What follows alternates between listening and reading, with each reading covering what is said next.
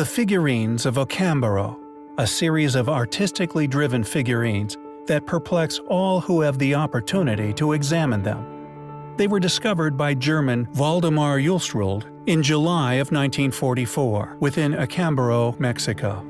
They represent, among other things, unknown camels, animals, enormous ancient reptiles, and possibly even aliens. Various examples from the collection are currently on public display at the Museum of Acambaro. Charles Hapgood, historian of science at Keene College in New Hampshire, best known for his discoveries regarding the Piri-Reis maps and ancient Antarctica, has also supported the claim that the figurines are genuine ancient artifacts, which show extinct animals, miniature goblin-esque creatures, and quite possibly ancient extraterrestrial beings. Due to these claims, and the many skeptics who were ferociously arguing against such a posit, official radiocarbon dating was arranged and conducted in the late 60s, using organic materials from their surfaces. However, to academia's chagrin, the results indicated dates of around 6,500 years old, this based on 3 samples. Yet, amazingly, the results were ignored in favor of persistence, that they are nothing but modern souvenirs, made for the tourist industry. None of the publicly displayed examples resemble any known extinct dinosaur. Instead, it is suggested that they are representations of once living animals. Although the carbon dating had proven their authenticity, skeptics were still arguing that they were a modern hoax. A few years later, thermoluminescent tests were agreed upon by all as being sufficient enough to establish the figure's approximate date of manufacture. So, in 1972, Froelich Ramey of Pennsylvania Museum conducted this analysis. He also obtained dates of well over 4,500 years. Indeed, even their excavation was observed by a trained archaeologist known as Charles de Peso. It seems that no matter what certain individuals try in their attempts to discredit the authenticity of the Acambaro figures, all they seem to accomplish is validating them further. Although some of the more compelling figures have disappeared over the years, the vast portion of these mysterious and perplexing artifacts remain on public display. Who made the Acambaro figures? What do most of them depict? With attitudes as they are within mainstream academia, it's a battle to establish the facts surrounding such relics, a battle we are slowly winning. There are many enigmatic, unexplained ancient mysteries which we have covered here on our channel. Many mysterious ruins which are slowly revealing their secrets to us. However, what must be the most intriguing of the historical subcategories has to be the oparts, out-of-place artifacts that have been found all over Earth. These mystifying items are the only subject within the field which can shed their own very unique lights upon the distant past, and sometimes hard-to-believe possibilities attached to their ages. The island of Samos within Greece is home to a number of these particular artifacts.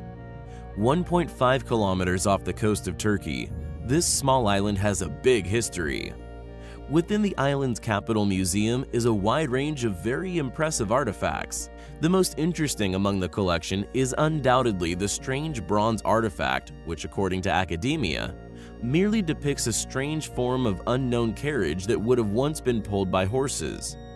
However, some also believe that the strange animals are actually depicting a form of periscope, and that the entire artifact is actually that of an ancient submarine.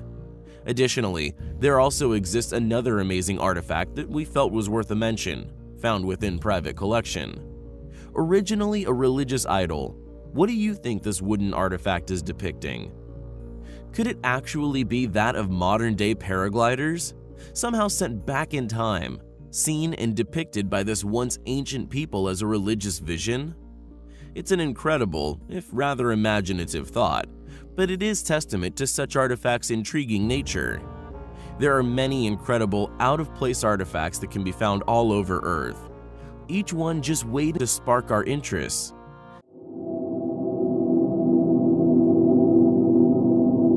Popularly touted proposition of ancient aliens, or perhaps ancient astronauts. Many governmental bodies have supposedly come clean over recent years regarding alien disclosure, releasing a number of apparent smoking guns to the public, often videos which included military testimonies regarding said encounters. Is it therefore such an absurdity to merely postulate that, based on currently presented information, that an alien civilization, clearly far more advanced than us, is currently observing our planet and species? Perhaps we once knew these beings, before something clearly happened within our past, something which made us forget a considerable amount of our own history. Many of the ancient structures found upon our planet defy belief or explanation. Is it so unforgivable to ponder whether our ancestors received an intellectual nudge at some point within antiquity?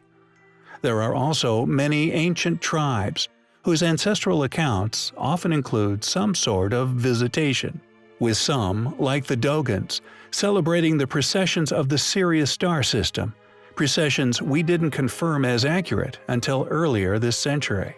And the Scythians could be seen as the most valuable of these tribes, mainly due to a mysterious idol, once found frozen within one of their ancient tombs, sunk deep into permafrost among the Altai mountains of Serbia.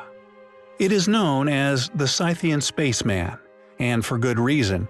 It must be remembered when looking upon such objects with eyes from a modern world that the clothing this idol wears is far removed from the tribe in which created it. It is not only unusual, but eerily reminiscent of our own modern spacesuits. What's more, and perhaps the most damning evidence, is his space helmet, a device that would have been crucial for communication with a being from an entirely different atmosphere. What was the Scythian spaceman? What does it represent? Did the Eurasian nomads actually encounter an ancient astronaut? We find the existence of such artifacts highly compelling.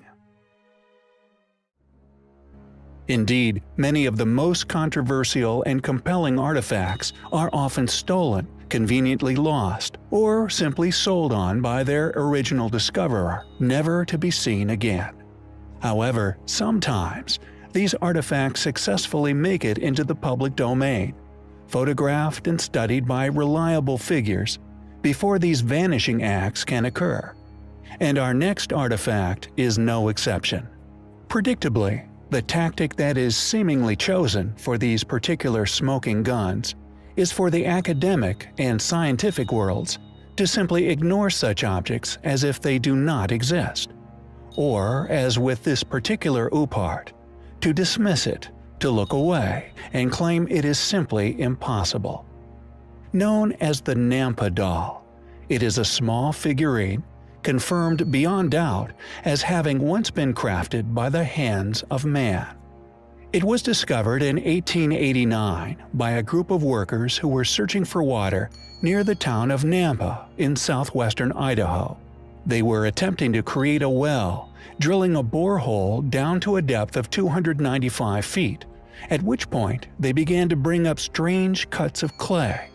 Amongst them was a unique projectile, a tiny clay figure in the shape of a woman. Professor Albert A. Wright of Oberlin College officiated the figure's authenticity in 1979, making academia's attempts to vanish the out-of-place figure near impossible. Quote, "It was not the product of a small child or amateur, but was made by a true artist. Though badly battered by time, the doll's appearance is still distinct. It has a bulbous head, with barely discernible mouth and eyes, broad shoulders, short thick arms, and long legs.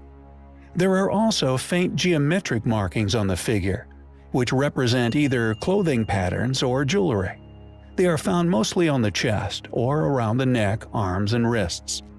The doll is the image of a person of a high civilization, artistically attired. We find his conclusion of it being of a person of high civilization as the most compelling, further supporting our belief that the doll is a leftover remnant of a now lost civilization. And due to academia's dismissive attitude towards the stonework, it is lost, as a result of their conspiratorial ignorance. Furthermore, and an additionally intriguing reality, is the dating of the artifact. The geological strata it was discovered amongst is known as the Glens Ferry Formation, that, according to the same entities that deny the artifact's existence, was created approximately 2 million years ago during the Pliocene-Pleistocene transition. Additionally, before the mass cover-up of artifacts, research, and indeed evidence from the public domain, George Frederick Wright, a geologist from the Boston Society of Natural History, also confirmed this astonishing object's authenticity. Quote, "There is no ground to question the fact that this image came up in the sand pump from the depth reported. In visiting the locality in 1890, I took special pains while on the ground to compare the discoloration of the oxide upon the image with that upon the clay balls still found among the debris, and ascertained it to be as nearly identical as it is possible to be. These confirmation evidences, in connection with the very satisfactory character of the evidence furnished by the parties who made the discovery, confirmed by Mr. G.M. Gumming of Boston, who was the superintendent of that division and who knew all the parties, placed the genuineness of the discovery, in my mind, beyond reasonable doubt." End quote. How could a figurine, dated at 2 million years old, identified as having come from a technologically advanced civilization, exist? Authenticated by a number of official and highly trained individuals, if indeed there has never been another technologically advanced civilization to have flourished here upon our planet. We find the fact that academia is simply attempting to dismiss its existence, proof of their concealment of this truth, making the Nampa figurine undoubtedly highly compelling.